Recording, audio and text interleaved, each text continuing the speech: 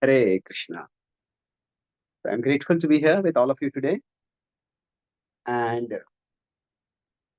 I'll focus today on the topic of how to deepen our relationship with Krishna. 4 ways. So, the basic operating premise I'm going to talk about is based on the first two elements of Sharanagati, that is Anukulyasya Sankalpa and Pratikulyasya Varjanam. So, Anukul, whatever it is, that we make it cool for us, that we accept it. And that which is pratikul, we avoid it. So when we talk about becoming more serious in bhakti, becoming more committed to our relationship with Krishna, we all may have different understandings. Somebody may say that, okay, I will chant my rounds in the morning, and that's where I show my seriousness. Somebody say, I'll read Shastra every day. Somebody will say that I'll take up some significant responsibility for serving Krishna. And somebody will say, I'll give some substantial donation, and that's the way. And these are all valid ways. So while there are ways, so that there could be specific ways, but what I would like to discuss over here is, and these specific ways are no doubt important, but can we place these specific ways within some broader categories so that we understand what does it mean, or how can I actually go about? Because the specific ways are more about activities, and activities are important. But when we're talking about broader categories, we can talk about principles.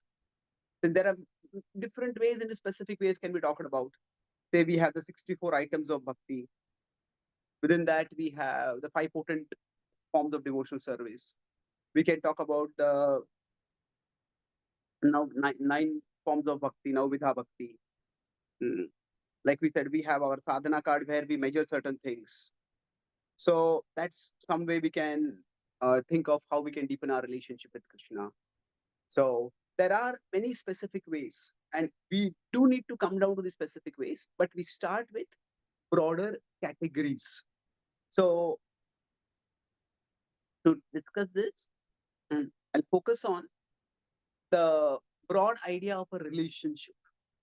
Now, when we talk about a relationship, the relationship with Krishna and our relationship with others. So there are two ways of looking at this. One is that it is our relationship with Krishna and our relationship with others.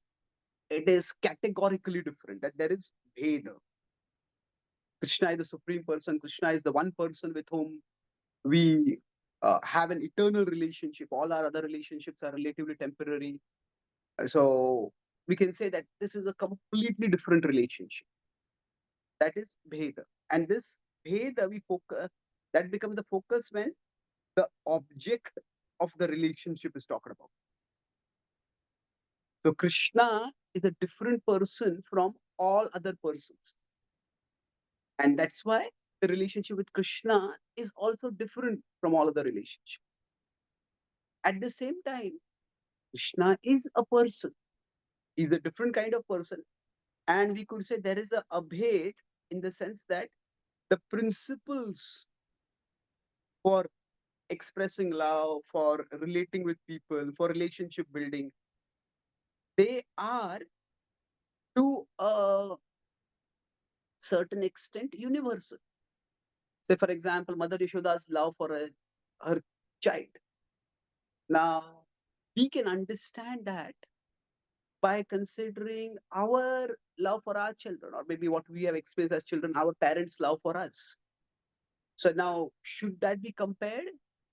Well, while remembering that they are different, that there is difference in the relationship, still, if we don't have the abhed aspect, then the entire aspect of relating with Krishna itself will become something so different and different from our experience, something so beyond our experience, that it's almost like the relationship will become unrelatable. So we don't want that also. And Prabhupada also says that, if you have Krishna as your child, he will be the best child. If you have Krishna as your parent, Krishna will be the best parent. So we do use those metaphors also. So when the focus is on the relationship itself and not so much on the object of the relationship, then there is some abhed. So now bhed and abhed are generally translated as oneness and difference. But there's another way to translate that is also dissimilarity and similarity. So abhed is similarity. And so there are similarities and there are dissimilarities. So the actual understanding is that there is both. There's bhed, abhed is there. And it's important to know when to use, when to focus on what. So Krishna is the person with six opulences. Nobody else has the opulences like Krishna. So that is a categorical bhed. But still Krishna is the person. So we will use the metaphor of a relationship to look at these principles. So I'll talk about an acronym, caste. Now, the word caste, this is different from the word caste in the caste system. Say, caste means, like, say, this is an agreement cast in iron. That means that it is something which is very firm. So when you use the word caste, it is like sometimes we have a mold in which we shape something. So that's also a caste. So caste is a way to shape, to solidify, to give concrete form, to make concrete what might not be concrete. So we'll talk about four ways in which we can cast our relationship. That is, these are ways in which we can strengthen our relationship with Krishna. So earlier when I said that there is the idea of anukul and pratikul. So that we can translate, we can understand in other ways that in every relationship there are bonds and there are boundaries. So that means that for a relationship to develop, we bond with the other person. And when we bond with the other person, there are certain activities we do by which we come closer to the other person. And say if we want to be friends with someone, then one way to bond is we try to understand their interests, we try to spend time with them, we try to do some activities with them. So that's bonds. And then every relationship brings with it certain boundaries. So, for example, if a couple gets married, then it means that they can't relate with other men and women the way they might have related before. There are always some gender boundaries in interactions. But once there is marriage, it becomes a little bit more.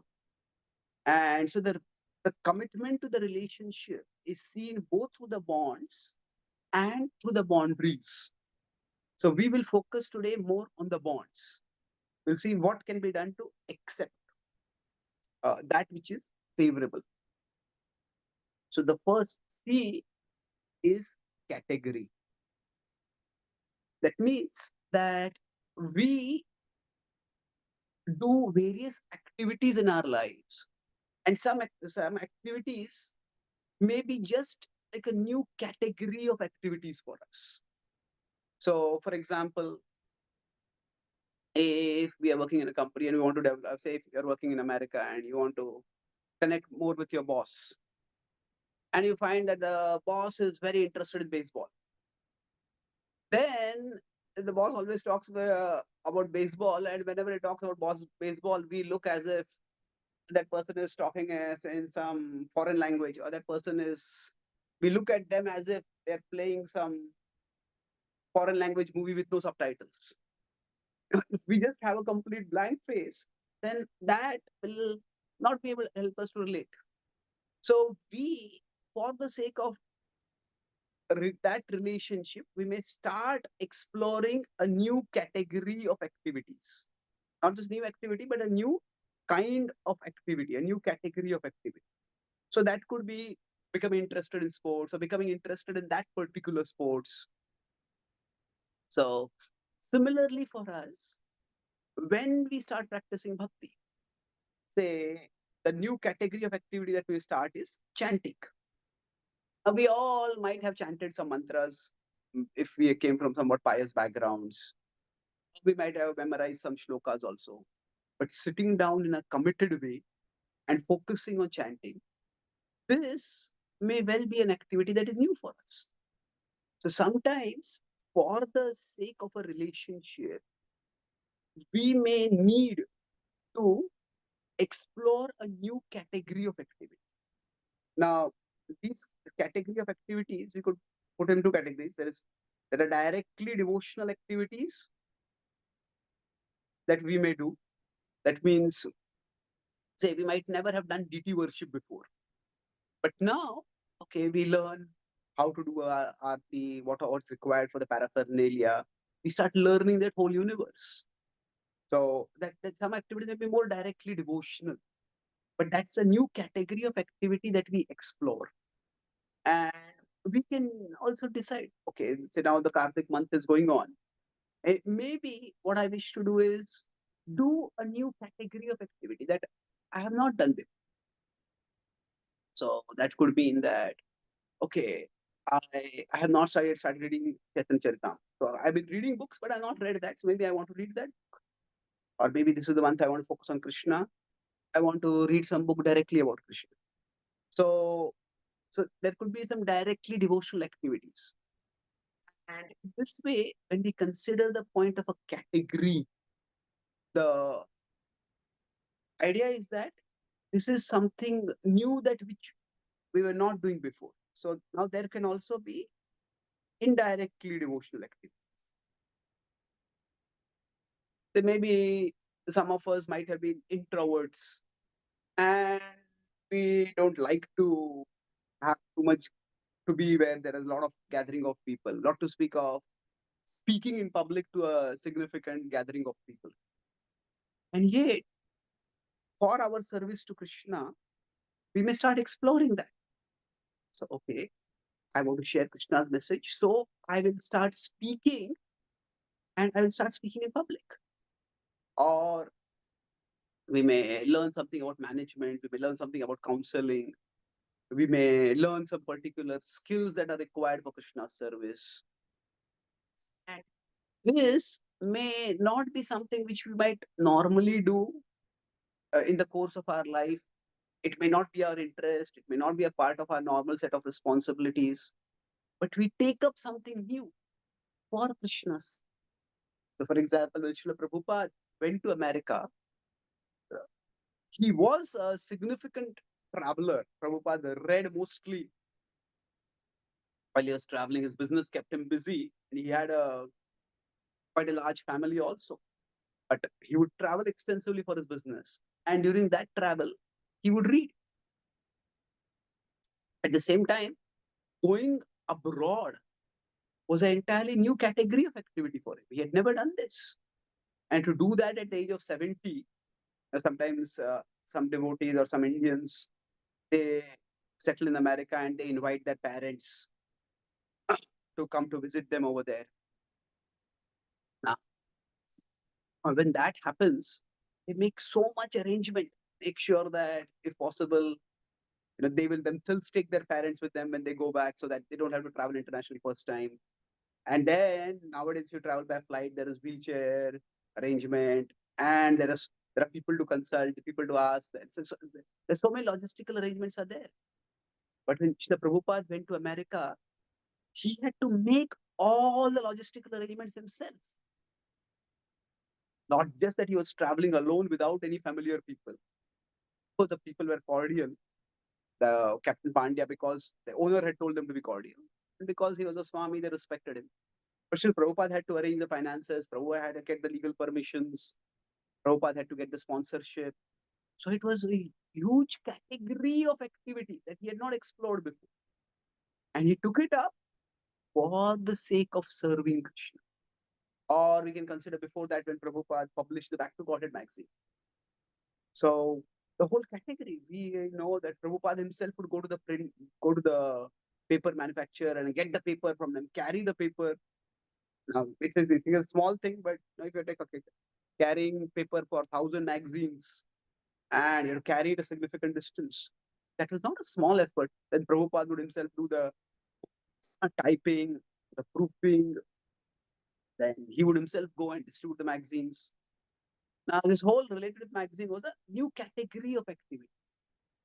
So, if we want to look at our relationship with Krishna, we can see, okay, is there some category of activity that I have not yet explored?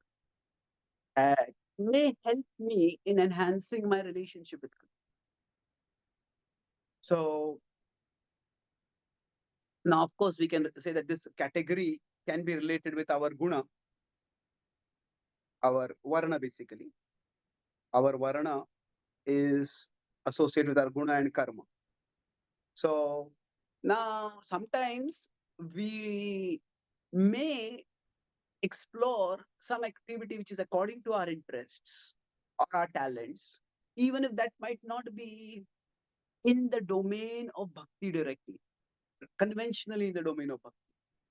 So if some devotee decides that I like animations, and then they will explore the whole universe of animations. It's quite a vast and technical universe. Of course, we can say that, yeah, you can use animation for serving Krishna.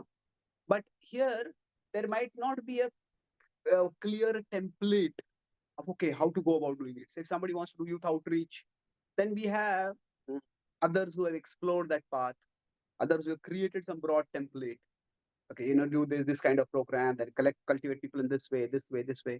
So basically, when we are exploring something, it may be something which is according to our guna and karma, and we explore it because that's what our interest is. And something, it may not be according to our guna and karma. We may explore because that's what is required. At that particular time, the service requires us to do that. So if that happens, it is important. And taking up that exploratory spirit, for some people, it may actually be much more important than others. As different people, based on their psychology. See, some people, uh, based on psychology itself, some people thrive on order. Order means, okay, I'll do this in the morning, I'll do this in the afternoon, I'll do this in the evening. They like to have a certain level of structure and predictability in their life. On the other hand, some people thrive on adventure. So if they have to do the same thing again and again and again, it just becomes monotonous. Now, of course, we can say devotionally that in bhakti nothing is monotonous. That is true, but for us to realize it, we need to go beyond the psychological level and completely situate ourselves in the spiritual level. And that takes time. So, for example, if we thrive on order, say some services like a pujari service, where, okay, we have to be punctual, we have to be diligent. That service is what somebody may want to explore. Mm. On the other hand, if somebody tries an adventure, then maybe a traveling preacher. Mm. That life, if somebody wants rigid order, okay, I'll sleep at this time, I'll wake up at this time.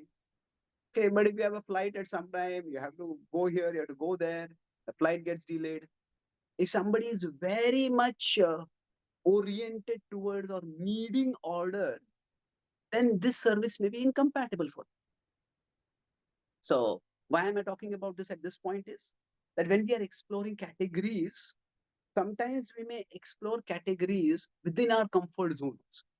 I understand, I am much more mentally peaceful, and then I can connect with Krishna and focus on Krishna when there is a broad order to my life.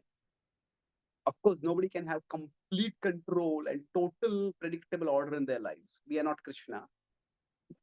Some people can have a greater structure and order to their life. Some people may seek greater flexibility and adaptability or adventure, innovation in their lives.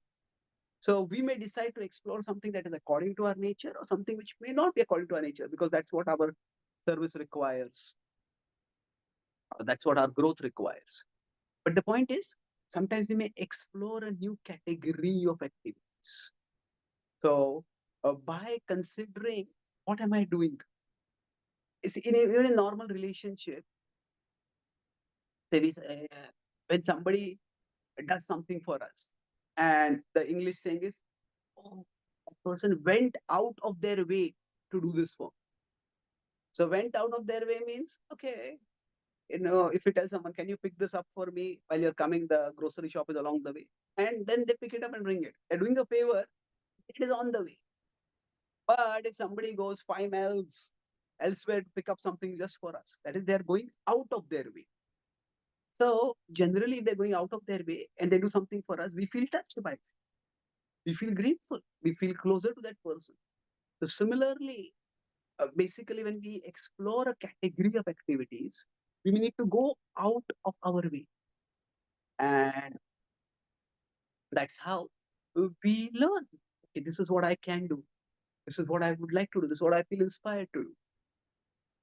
So exploring a category of activity may be something which enables us to connect with Krishna more and more. When Prabhupada went to the West, it was not just geographically he was traveling to the West, but even culturally, it was a new culture for him. And there is one place where Prabhupada says, I have practically invented this Krishna consciousness movement. So what he meant by that, the specific ways in which devotees can connect with Krishna, the whole idea of using a ordinary truck made in some Western manufacturing company as the chariot for Lord Jagannath. It's a whole new category. But Prabhupada did that because that's what made Krishna consciousness accessible to people in the West. So we may explore categories. So I was talking with Amal Mahaprabhu about how after he did his youth outreach and then he started, he decided to focus on uh, doing something different. The way he has written his books and he has done courses, and by which he has managed his grahastha obligations while focusing on serving Krishna. This is practically a new category.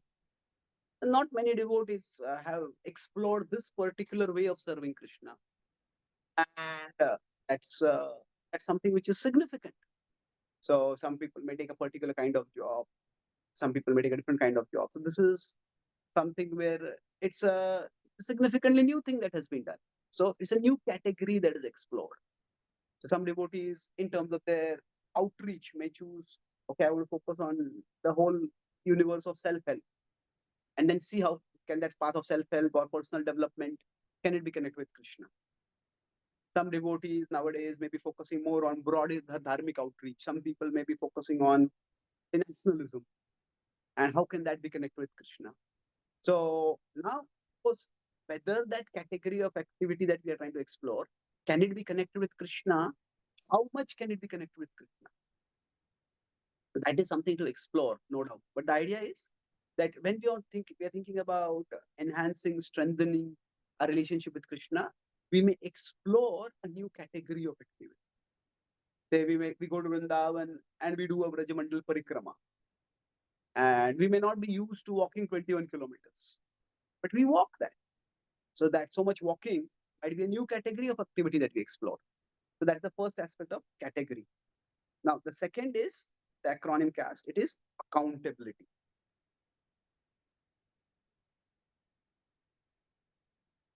By accountability, what do we mean?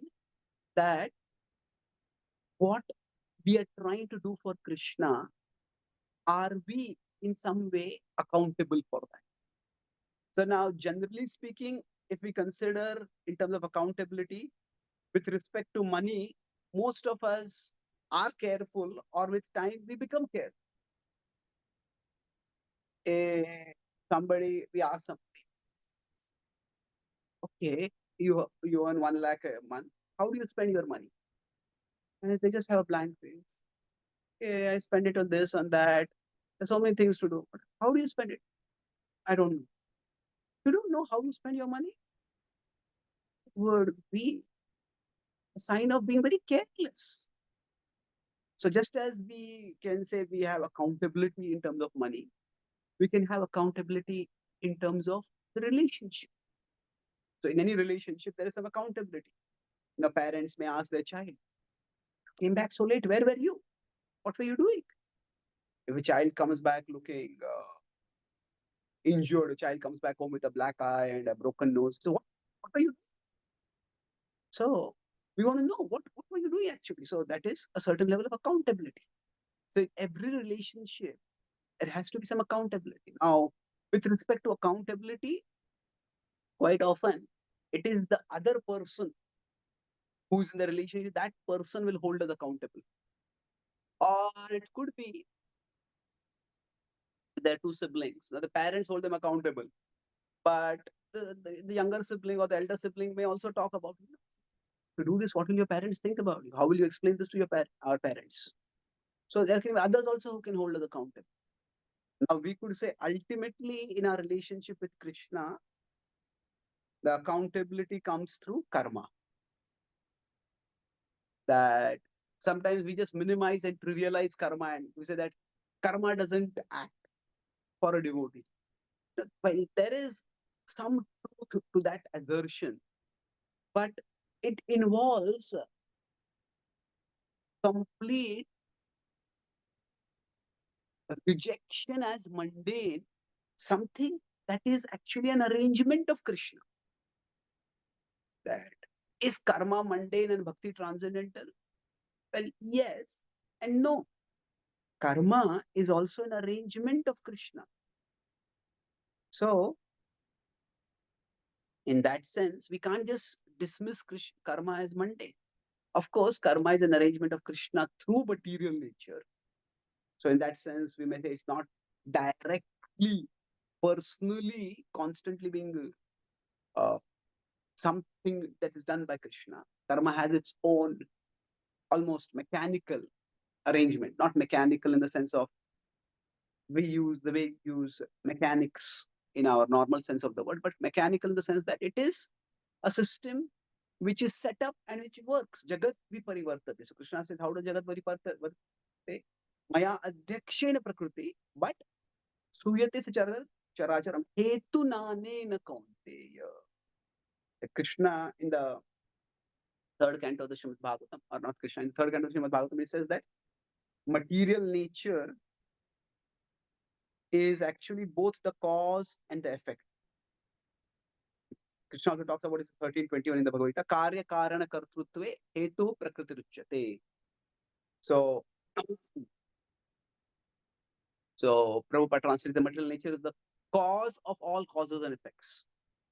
So that means that material nature creates the basic foundation in which the principle of cause effect occurs. That's one way to understand. So my point is that Krishna may not be directly involved in karma, but karma is also arranged by Krishna. So karma is one way by which we are held accountable by Krishna. At the same time, because Krishna is invisible and the principle of karma is subtle. So the accountability in our relationship with Krishna may not be that evident for us immediately. And that's why we may need to create accountability. Now, accountability can be, in this case, towards self or towards others. That means that we take stock of our actions. See, generally, there are two things. There is, first of all, there has to be accounting. And then there can be accountability. So, like earlier, I gave the example of money. First, we need to know where we spend the money. And then we can evaluate or we can be evaluated. Okay, why did you spend this money this way? You went on this trip. Was so much money required to be spent for this trip? You wanted to buy something. Did you have to buy something so expensive? Whatever it is. So without accounting, there cannot be any accountability. Now, ideally speaking, the graph can grow. The greater the accounting, the greater can be the accountability. But these are two distinct activities. Going back to the previous example, these are two different categories. First, we have to start accounting. After we do the accounting, then we can do the accountability. So now, for example, accountability could be that one, as I said, we have this whole idea of sadhana cards. So now that is one way in which accountability is kept. But that is about specific things. As each one of us grows in bhakti, we may find that there are specific things that inspire us in Krishna consciousness, that energize us, and that may not be necessarily included or accounted for in particular pre-designed templates. So, for example, if somebody finds that memorizing verses gives me such a ready-made template for absorbing myself in Krishna, I want to memorize verses. Somebody says, I want to learn Vaishnava songs.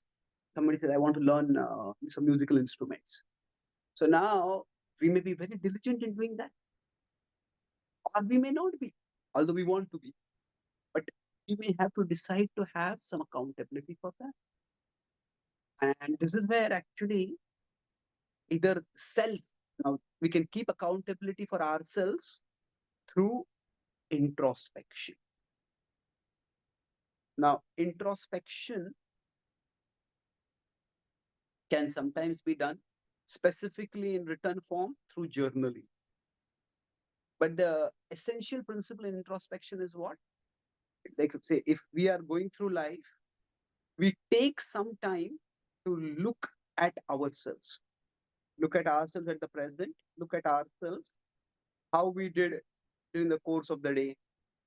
And we can look at also how what we are planning to do later in the next day or in the future. So we may decide to spend some time on a daily basis. And okay, I had decided I want to read Bhagavatam, read Shastra. How much have I actually read? When I was reading, how much alert I was, how much absorbed I was. So we may decide that I want to have some level of accountability. So sometimes we can have accountability towards that is created by ourselves. So many times we may make some resolutions. Say for Karthik, we make a resolution. Maybe New Year, we make a resolution. And many times we start the resolution with great enthusiasm, and after some time, we not only fail to keep the resolution, we may even fail to remember that we had made such a resolution. Life gets so busy at times, and our mind can get so consumed with so many things that certain things may just get wiped off our horizon, swept away from the forefront of our consciousness. So having some kind of accountability helps us. So sometimes we use the word a reality check. So when we say a reality check means what? We check what we are thinking we are doing with the reality of what we are doing. So I may be thinking, I'm a very good devotee. Okay, but then I start exploring, hey, I missed this and I've not done this for so long and I've not done this and I'm not doing this. So, okay, on what basis can I say that I am a good devotee or I am trying to practice bhakti religion? So some level of introspection can help us. And especially as we grow in our spiritual lives, the idea of having someone else to whom we can be accountable, that can become, having others whom we can become accountable, that can become a luxury. A luxury means it is something which life just doesn't afford us. Now, what may happen when I say why it might become an unaffordable luxury? Because, say, if somebody becomes senior, then they may not have someone above them who is accessible to them. They may have a lot of responsibilities. They may have their own kshetra in which they're functioning, their own area, the geographical area, conceptual area, whatever. And then at that time, uh, 10 equals may also not be so easily available to them. Although we should always try to make time to connect with someone of our equal so that we can have bodhayantaha parasparam. But it may be more and more difficult. So at that time, we have to have accountability that is created by ourselves. But at least initially, in the initial few years of our spiritual life, this is a necessity. That's why we may have a counseling system, we may have mentor system. So what happens by this is that what we are doing, it can be evaluated, it can be assessed. And creating some system of accountability is very helpful. Okay, so the next 6 months, I want to complete this canto of the Bhagavad. Okay, 6 months may be a long time, but this canto is a long canto. There are 90 chapters in the 10th canto of the Bhagavatam. So, okay, I can complete one chapter in one day. Okay, that means in 90 days I can complete. That's wonderful. I need to read commentary. I want to read that commentary also. I want to read that also. Okay, it may take more time, but I plan it. Have some plan, and then we see how we are progressing according to that plan. So accountability. So first there is accounting, and there is accountability. So in general, if we are serious about our relationship with Krishna, having some form of accountability is important. Now, because in some ways, a relationship is a bit abstract. Like two people may say, if two people are asked, how do you assess the state of your relationship? And one person may say, oh, the relationship is very good. And the other person may say, it's not very good. That's because the two people may have different parameters for evaluating the relationship. Different people may have different ideas of what is important in the relationship. So sometimes in a husband-wife relationship, the husband may think, okay, yeah, my marriage is very nice. Everything is okay. The wife may say, no, things are not okay. Because she may have certain expectations and certain parameters of measuring the relationship. So in the two parameters may not be matching. So exactly how we are going to hold ourselves accountable in our relationship with Krishna, that may not be so easy. Some thought is required for how exactly accountability is to be held. But we talk about one point over here. In one sense, like in any relationship, the accountability is there through reciprocation or non-reciprocation. So if we want to meet someone and that person immediately makes time for us, that person doesn't make time for a long time, then that itself indicates whether person considers important or whether our relationship with them is in a healthy state or not. So similarly for us, if one way we can, if we are experiencing dryness or emptiness in our relationship with Krishna, then we could say that is another way in which Krishna is holding us accountable.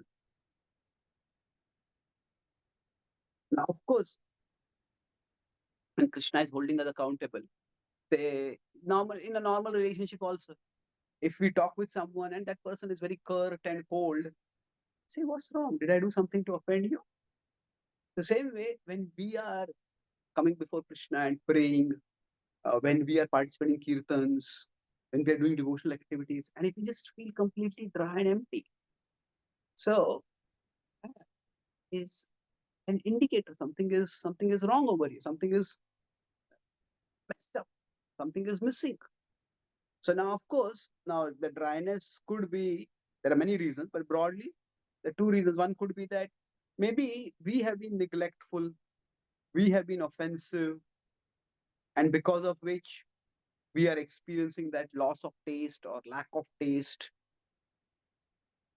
So loss of taste means we had it before and we are no longer having it. Lack of taste means that we have been practicing that activity for some time as a discipline. And we were expecting that we should be developing some taste now, but we have not developed that taste. So when there is the taste, there is a loss of taste that was already there, or there's a lack of taste that we expected should have been there. Maybe some people are normally very cold, but if we take care of them, if we serve them, we attend to their needs, then gradually you might see a little bit of a thaw in the relationship, a little bit their coldness goes away and they start becoming softer and warmer. So that's that. But if not, it's not happening, then something is an issue. So now that dryness could also be a test. That means it's not that we have been neglectful or offensive. It's just that Krishna wants to see that are we ready to persist in activity even when we don't get taste in it? Are we doing the activity just because we get pleasure or because we consider that relationship important even when there is no pleasure in that relationship? So that Krishna's reciprocation also a way in which Krishna holds us accountable. And that is the presence or the non-presence or the absence of taste. Now, that's accountability. So the next two, which are somewhat related. So the acronym is CAST.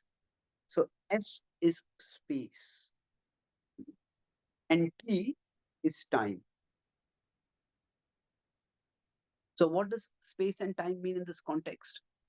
That say if somebody is serious about a particular relationship, say couple is exploring a relationship and there's two are in different countries, then actually the question is going to come up, if you're going to take this relationship further, what are we going to do?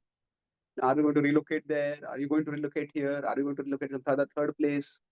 And if parents want to have their child admitted in a particular college and that child college is far away from their home, then are you going to stay in a hostel? Or if the child is uncomfortable, the parents may say, we will relocate. It's a very good college. It's a bright prospect for you.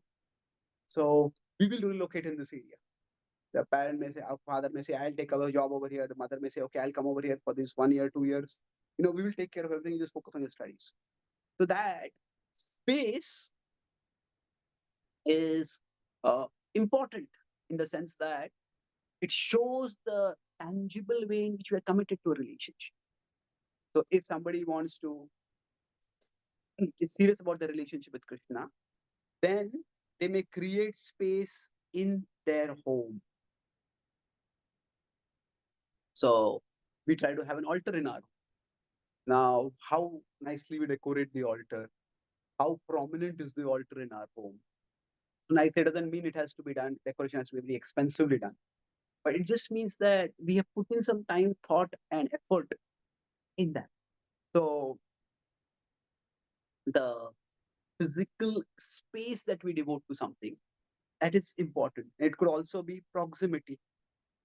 If somebody stays far away from a temple or stays far away from place where they get devotee association, and then they relocate closer to that place. So that is an indication that they are serious. Now, the space could also be in terms of travel.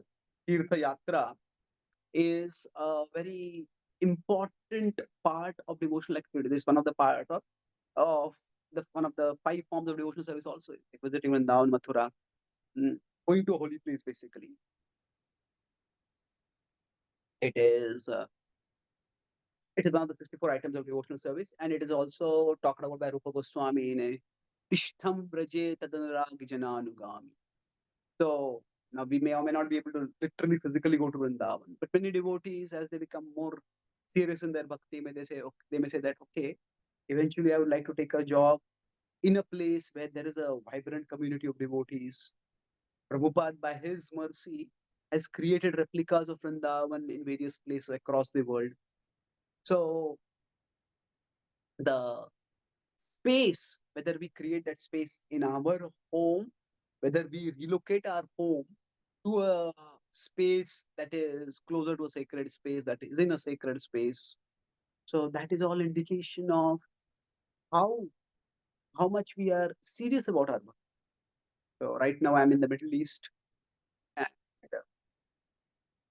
This is a place where, well, devotees earn a decent amount, but this is not a place where the local countries give immigration rights.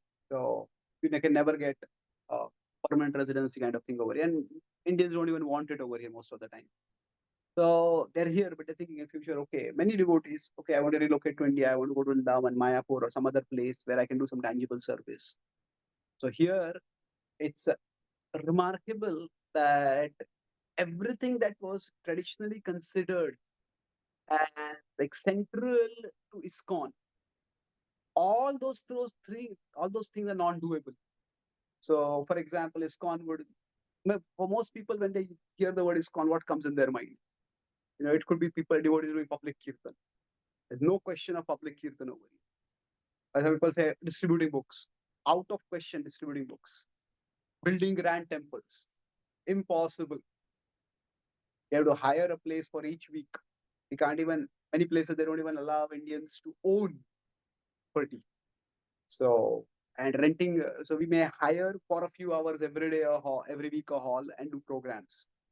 So, none of the things that are considered. And of course, another thing is to have a temple, and we have resident brahmachari. So there's no question of any brahmachari being over here. So all the things that are associated with Krishna consciousness conventionally, all those are absent. And still Krishna consciousness is vibrant. It's hundreds of devotees every weekend when we have a program. I'm right now in Oman, and in one city there are 500 people coming for a weekend program. That weekend is Friday. Another city I went, again 300 people. I go to other places in the Middle East, significant numbers. So the point is that sometimes we may have to be very subtle in creating a sacred space. One of the expertise of the Bhakti tradition is that space can be created very dynamically. See, Mahaprabhu in Mayapur did not instruct his followers to build any temples. Because Bhaktivinoda Thakur envisioned a temple, but it was only after the Islamic rule had ended and the British rule was there. The British rule was relatively culturally congenial. And now we are trying to build a magnificent temple over there. But during the Islamic rule, when there was a lot of cultural destruction, and if not cultural destruction, there's a danger of cultural destruction. So Mahaprabhu just focus on performing kirtans. Shivaji Maharaj is one of the greatest revivers of dharmic culture from Maharashtra. Now, he did a lot for the protection of dharma, but he did not spend energy and time on building temples. There's a later queen in that dynasty, Ahilyabai Holkar. She did a lot of work. That was almost 200, 150, 200 years later. She was in Madhya Pradesh, but she's actually the person who went to Kashi and rejuvenated Kashi Vishwanath temple, and she did many other things. So eventually, when the dharmic kingdom was established, the grip on the geographical political space that was strong, then that was done. So the idea is how space can be utilized. That may vary from place to place. So, but the idea is space is one way, whether it is public space in the form of temple, whether it is personal space in the form of our own home. Space is one way in which we show, by devoting a certain amount of space, we show our commitment to Krishna. The Prabhupada does say that in one of the 7 purposes of ISKCON, that to build a place dedicated to the transcendental pastimes of Krishna, to erect a place. Prabhupada does not use the word temple. Now I asked devotees who were close to Prabhupada, why is Prabhupada so ambiguous? He's not so unambiguous or clear over there. That like Prabhupada is very clear about, say, Sankirtan dedicated to Chaitanya Mahaprabhu, that we want to do that. So it seems that Srila Prabhupada recognized that in the West, temples may not be the best way to do outreach. So, for example, when he went to New Zealand, he said, don't try to build temples over here. He said, focus on creating a reading room and a library. Let people come let people read books and let us discuss over it. Let them discuss. So whatever would be the suitable way in which people could have that space dedicated to Krishna's worship. So if you come to the Govardhan Eco Village, well, there is a beautiful temple. The temple is not the center of the place. There are so many other things going on. There are a lot of people who equate a temple with something very religious. And there are people who want to be spiritual but not religious. So if the temple becomes too prominent, then it becomes, I don't really want to go to a temple. I may go as out of cultural curiosity. Going to a temple, I don't want to make it my regular spiritual practice, at least initially. So the idea is that space may have to be devoted in creative ways. So now the same applies to time. One one tangible way we know that somebody is serious about a particular relationship is that they are ready to make time for that relationship. So if somebody says, you are the most important person for me, my whole life is for you, but I have no time for you. What is the life if it's not time? So the time can refer to daily time, that we have our daily sadhana. Now many people, they may chant the holy names, but when the quantity of sadhana that we do, that is sometimes quite substantial. Not many traditions, whether within the Vedic path or outside, devote so much time for sadhana. So that just indicates that for us, we are serious about our relationship. So, of course, time alone is not enough. Sometimes some people, like say, when parents have teenage kids and the parents are devotees, they want their teenage kids to come to temple, but the teenage kids don't want to come to the temple. Then they are physically in the temple, they may be attending a class, but by their face and their expression, they're showing they would rather be anywhere in the world except there. Now, so it's not just how much time is being spent, but also how much we are being involved in it. But time is the first parameter. Afterwards, other things come in. So it could be daily time. It could also be periodic. Say, for example, we have every fortnight we have an Ekadashi where we can try to intensify our devotional activities. Every year we have this month of Kartik. So we would like to be very intense in our bhakti throughout Tivrena Bhakti Yogena. But we have our limitations, we have our physical limitations, we have our social limitations, professional limitations. So we may not be able to devote the same amount of time throughout. But maybe during this phase, I am going to prioritize. So that's periodic or intermittent, we could do it. So time is a way in which we can quantify how much we are prioritizing a relationship. And so Sankhya Purvaka Nama, it is said that the Goswamis, they would chant, but they would also Sankhya Purvak. Why Sankhya Purvak? Because that enables, again, that extract to be made. So if we get some association of senior devotee and we get 5 minutes, we are grateful. But if we get 1 hour, 2 hours, we get a substantial amount of time. That also indicates, that this devotee values me, this devotee cares for me. So time is not necessarily the only way care is shown, but it is an important way. The same applies for how we are prioritizing our relationship with God. So we all can try to take stock and see. When we talk about time, there is both the quantity of the time and the quality of the time. So how much time are we actually giving, and how much are we there when we are giving that time? But these are ways in which we can substantially strengthen our relationship with Krishna. Srila Prabhupada was so tireless in his service to Krishna. All day, he would be speaking about Krishna to people who came to meet. And practically the entire night, he was speaking about Krishna to people who had not yet come to meet him. He was doing that through writing his books. So he was giving his time to Krishna. This is what Prabhupada said to George Harrison. Right? He said, how do we know who is a saint, who is a truly spiritually advanced person? Prabhupada said, see how much time they are devoting to Krishna, how much do they talk about Krishna, how much do they, how is their life centered on Krishna.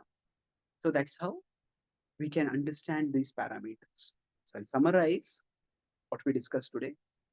We talked about strengthening our relationship with Krishna.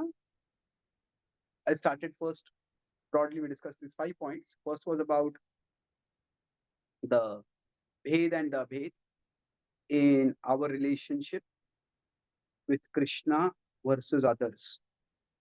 So we need to recognize the Bhed because the object is different. But we also need to recognize the Abhed because the principle of relationships, there are largely similarities. So there is Bhed and Abhed. So based on that understanding, we discussed the acronym CAST. The C was category.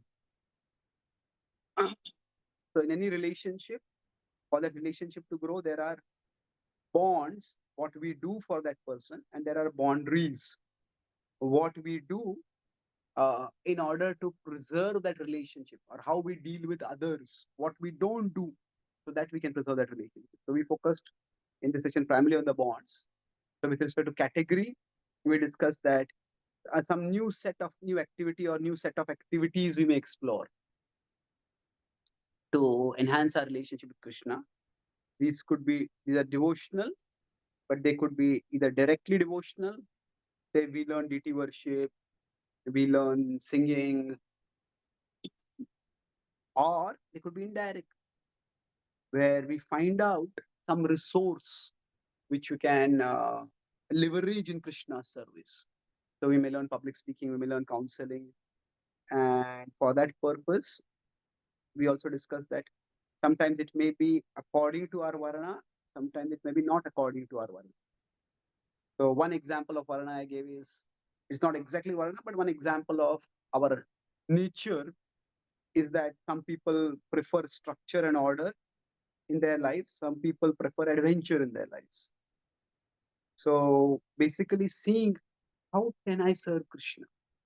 When Srila Prabhupada decided to go to America all the way, there was a whole new category of activity. When Prabhupada thought of having a Rath Yatra with a truck, open bedded truck, that was a new category of activity. And we talked about accountability. How in every relationship there has to be a certain level of accountability.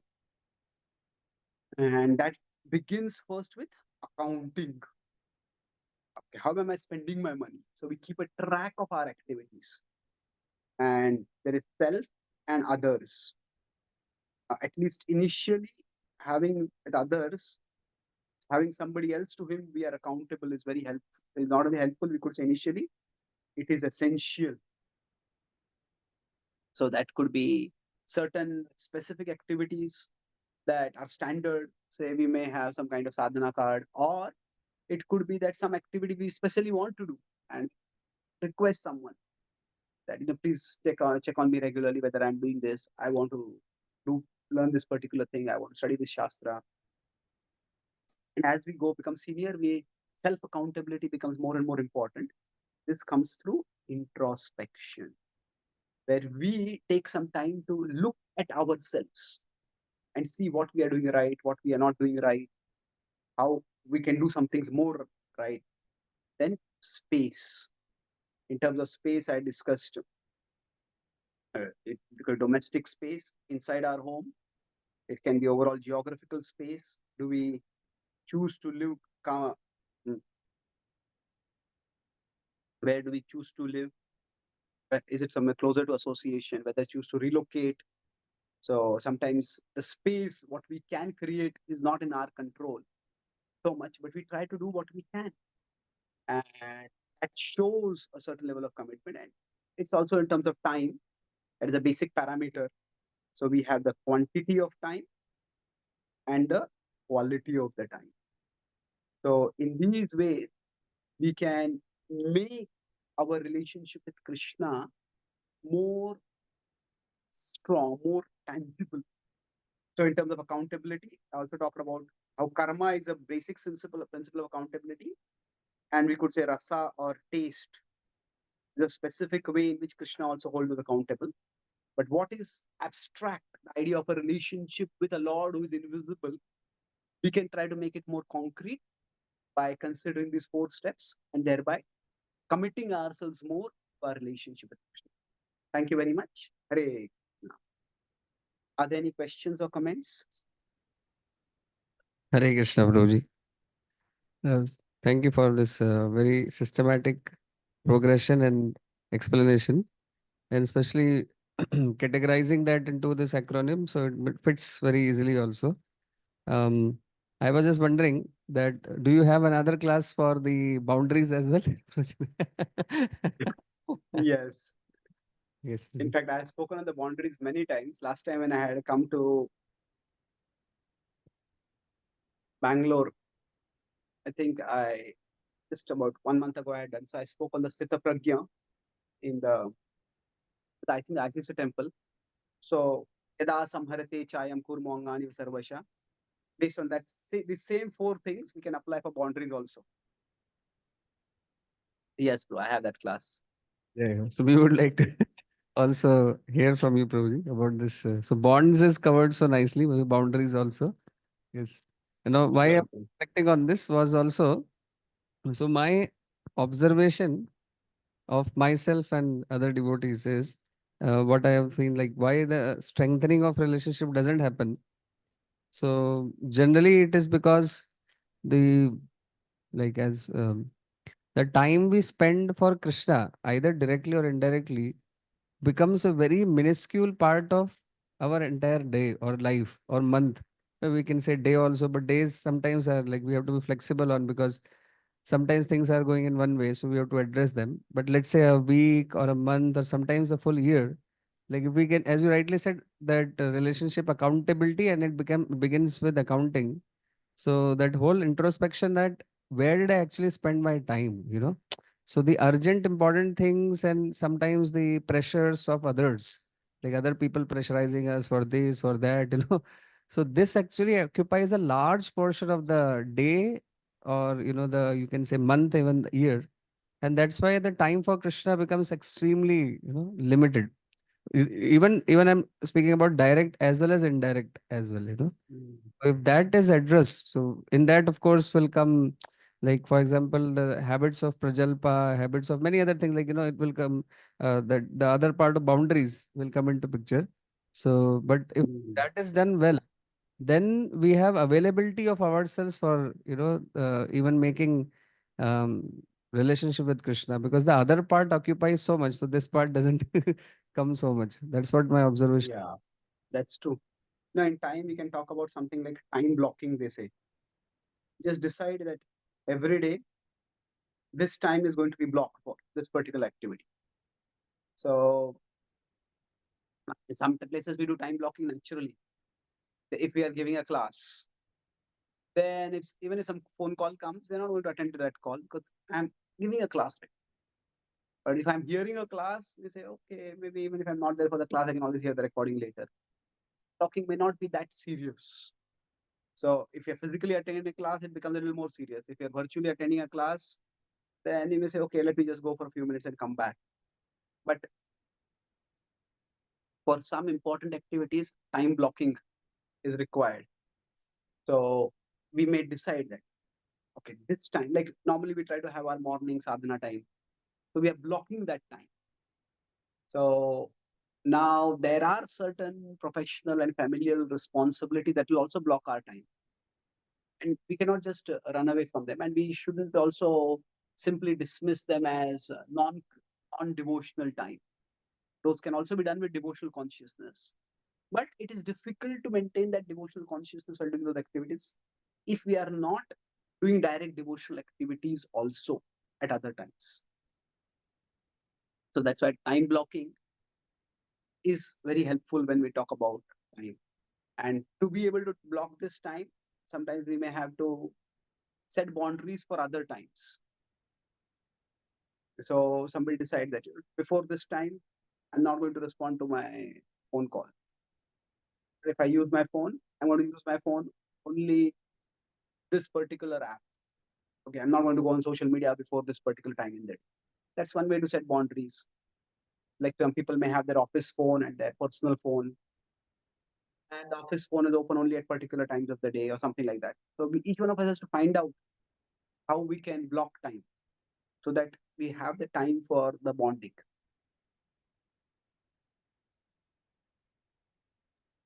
Any other questions or comments? And one more question on this, Rudy. Sometimes the devotees may have very good intentions. Like now you gave the class. Now this, I'm sure that everybody will be so inspired, and definitely, the sincerity is there, that that intention to develop relationship comes. But can you also suggest, like, from intention, how to make it into a tangible action, and then from tangible action, how to actually continue it for like long periods of time, so that actually it results into a significant improvement. That part also, if you can discuss, Project. Yeah, see the key, what I have found is the key to commitment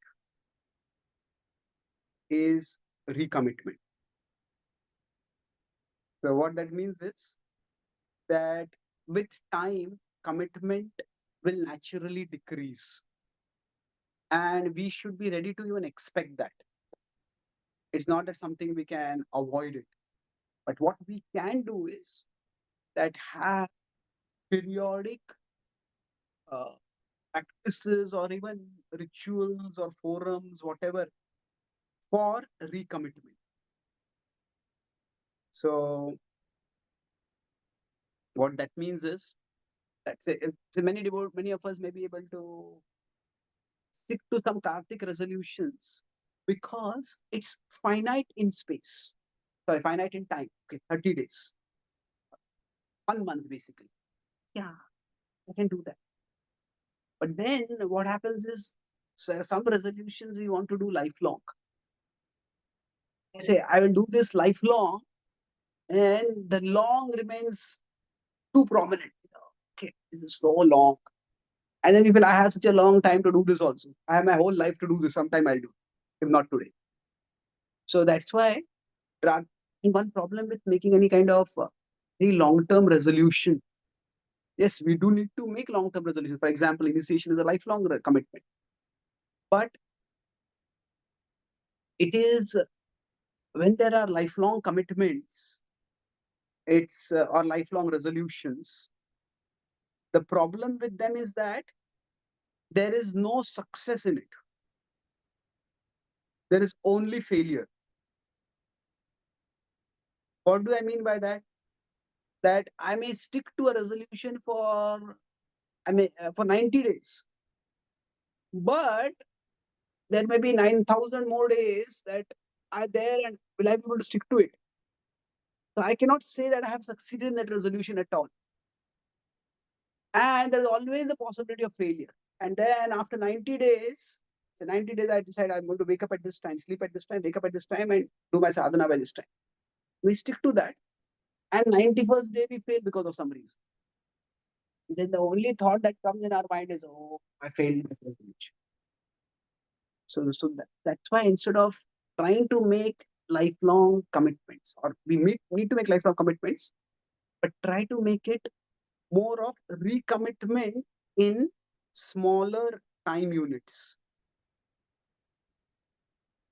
So I'll do this for 1 month, or I'll do this for 1 week, for one fortnight.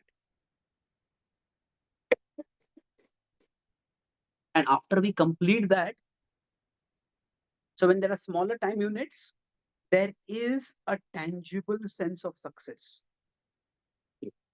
I did this, as it was Krishna's mercy, it was whatever the support was there, but I did it. And we can appreciate ourselves. Otherwise, in bhakti, our relationship with ourselves can become very unhealthy, even toxic. Because all the time we are just beating ourselves. You're not doing this sincerely enough, you're not doing this, you're not doing this, you're not doing this. But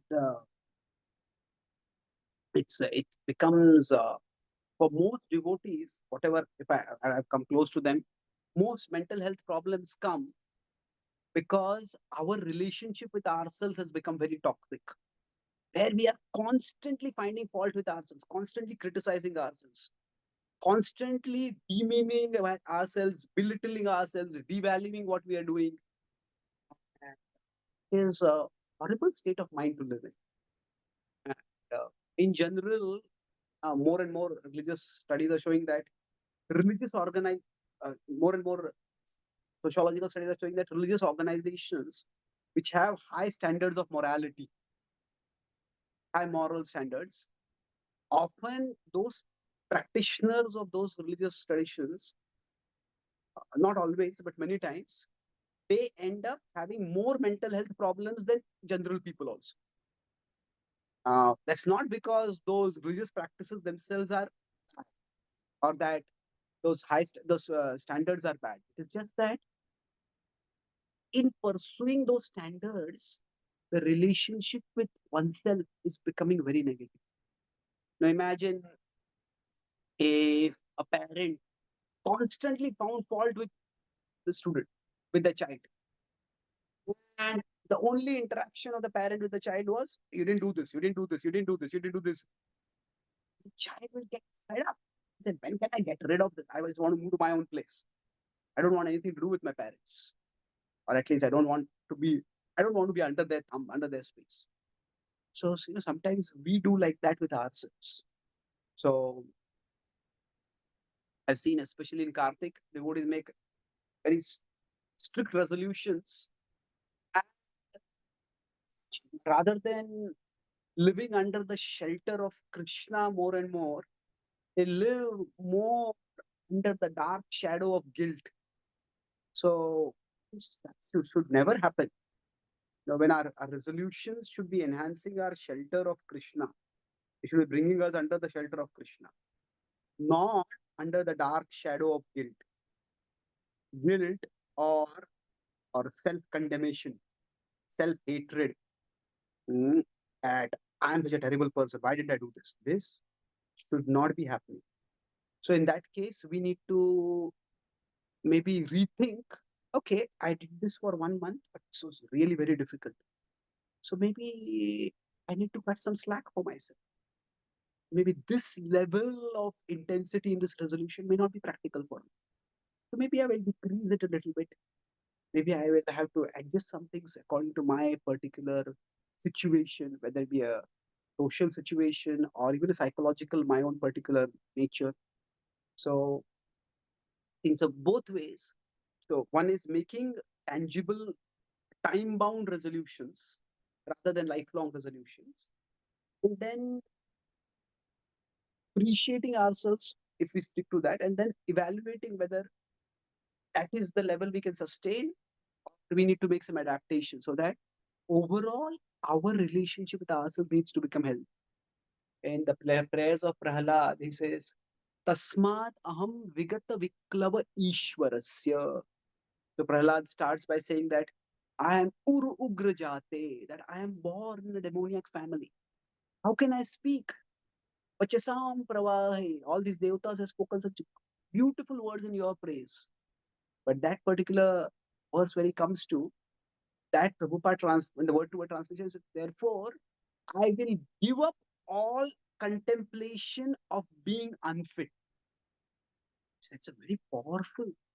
I will give up all contemplation of being unfit. Tasmad aham vigata viklava ishwarasya. So we contemplate so much. Oh, I am so unfit. I am so fallen. I am so worthless. I am so insincere. Sometimes can be unhealthy or even toxic for our own Krishna consciousness. So we want to be Krishna conscious, not self conscious, either by thinking how great I am, how wonderful I am, or even how dreadful I am. So both forms of self consciousness are unhealthy. Self consciousness in the form of ego is how wonderful I am. But self consciousness about how dreadful I am, that is also self consciousness. And self consciousness is the enemy of Krishna consciousness. So those are some pointers about how to make resolutions sustainable for ourselves. Okay. Anybody else wants to ask a question? Yeah, I need one last question before we stop. Hare Krishna, Broji. Uh, Hare Krishna. just like as a human being, everyone has some emotional and psychological needs. So when we're trying to develop this bond with Krishna, is it like those needs are getting fulfilled, or do we need something else from outside also with people like family, parents, etc.? So if we say like that, so is it like we are downplaying bhakti, because we do say that bhakti is the process which fulfills all our desires and something like that? It's a very valid question. And I think it arises from a very fundamental misconception about Krishna consciousness. So, Krishna consciousness is not meant to be fragmented consciousness, it is meant to be integrated consciousness.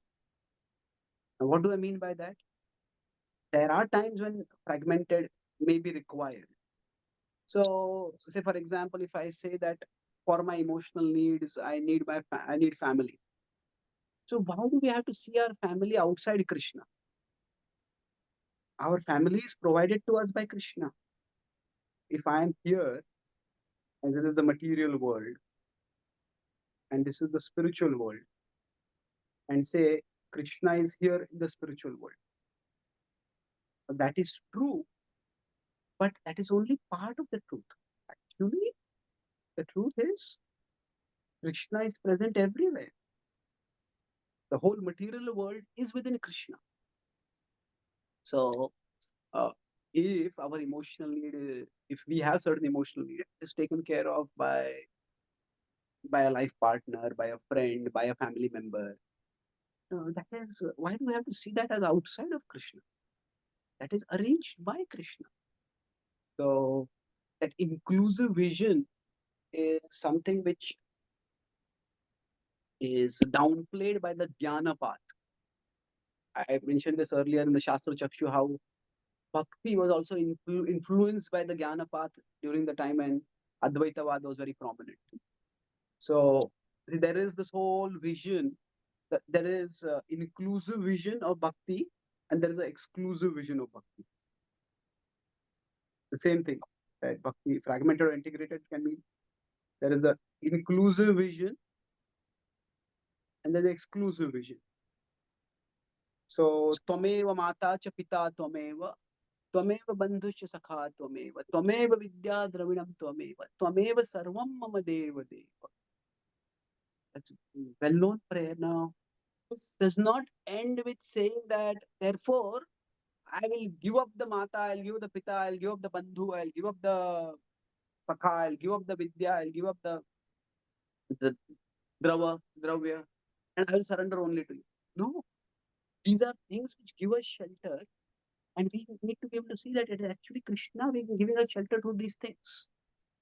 Now, it is of course possible that while connecting with these things, we may forget Krishna and we may go away from Krishna. But that is a danger that is there everywhere. Somebody may be living in the temple 24 hours in the temple, and they may be more concerned about whether the number of books I am distributing is more than the number of books which the other person is distributing. And they may not be concerned, oh, Krishna's message is being shared. I should celebrate that, whether it happens through me or through someone else. So that pruthak bhava, that separatist mentality, that fragmentation of consciousness can happen anywhere. So we all have certain needs, and rather than seeing that, okay, these needs are that my having these needs is a sign of my conditioning, or my needing to fulfill these needs is a sign of a deficiency in my Krishna consciousness. We don't have to see like that. So when we have certain needs, so it's having those needs, or having means we feel the need. Fulfilling is we actually go and fulfilling the deed. So this is not necessarily a deficiency in our Krishna consciousness. It is that each one of us is an individual in our own way. And yukta ahara viharasya.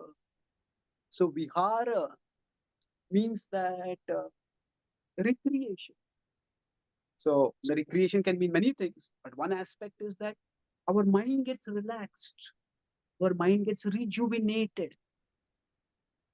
So for some people, it may be that a devotional activity itself rejuvenates them. For some people, it may not be. Uh, Is it that the person cannot relax or rejuvenate their mind through devotional activity? Uh, Should live with lifelong guilt? No, not necessarily. Yes, sometimes this categorization of spiritual and material, it's a very non-helpful categorization.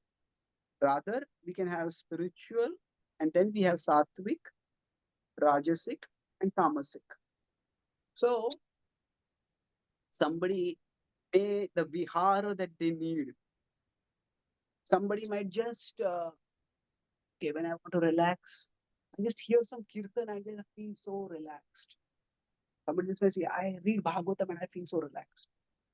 But somebody else may, for them, okay, kirtan is nice, but that is a sadhana. I concentrate and I become immersed in kirtan. I don't relax during the kirtan. For studying shastra, that is not relaxing for me. So we should seek something in sattva. Now rajas, it's best not to do that. Tamas, definitely not. But so if for Bihar, say we spend time with our family. That is bringing us closer to our family. And if we're taking a proper responsibility in the family, and then that is also dharma. So that's not necessarily taking us away from Krishna.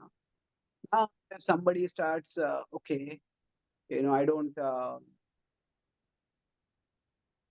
get the emotional intimacy, not just physical intimacy, emotional intimacy with my family. So somebody starts pursuing an affair. That is tamasic. Certainly something not to be done. One devotee was recently telling me he had a lot of issues with with the with ISKCON, and then he went to Vrindavan and he was staying in Vrindavan, and then from there he went to Rishikesh, he was doing some service, and he told me that when he went to Rishikesh, he went on a trek of the Himalayas. In the last 15 years, I have never felt so relaxed, so at peace with myself as I'm feeling during this trek. So, and he said, before I came to Bhakti, I was following some impersonalist path. So this idea of being close to nature, being alone, I'm afraid the Mayavadi within me the impulses in me is resurfacing. Said, absolutely not. And that is a possibility, but you don't have to assume that that is a necessity. Now, why should nature and silence, why should we make it the monopoly of the Mayavadis? Krishna says Mauna as one of the austerities in the Bhagavad Gita itself. So if a devotee is finding some shelter in seclusion, in silence, that is the devotee becoming Mayavadi? It depends. Somebody may look at nature and they may remember Krishna through nature. So we have the whole conception of the universal form. So it's a sattvic activity. Just because it is not conventionally devotional does not mean it cannot be devotional for a particular individual. So let's say that the key point is the vihara should be such that it keeps us yukta. That means the ahar that I do, that if I eat, I should eat in such a way that once I have eaten, then after that my consciousness is free to focus on Krishna. If I eat too little, then I'll constantly be hungry. If I eat too much, then I'll be lethargic. If I sleep too little, if I sleep too much, what will happen is that basically the way we know what we are doing is yukta, is that after doing it, we can do yoga. We can actually become yukta at other times. So if I sleep adequately, then the rest of the day I'm fresh and available for focusing on Krishna. So similarly, vihara. So if we find that, okay, if my emotional need is taken care of, and once that need is taken care of, then the remaining time I can focus on Krishna. Otherwise, that neediness leads to some clinginess, and then I feel dissatisfied because devotees are not taking care of my emotional needs. Then, yeah, if we have a need, we address that need, and we are grateful to Krishna that Krishna has provided us some dharmic, sattvic way to address that need. Does it answer your question? Yes, Pradeep. Thank you so much for wonderful answer. Thank you so much. Sukantraj, Srimad Bhagavatam ki jai. Srila Prabhupada ki jai. Gaura Bhakta Vrinda ki jai. Thank you Gaur.